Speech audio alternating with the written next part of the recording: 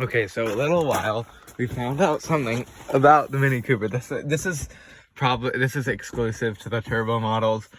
I don't know if the S is the only turbo model or what, but this is a 2018, I believe, Mini Cooper S.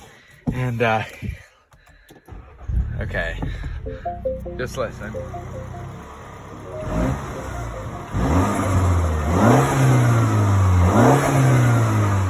I don't know if you guys heard that, but there is a turbo flutter.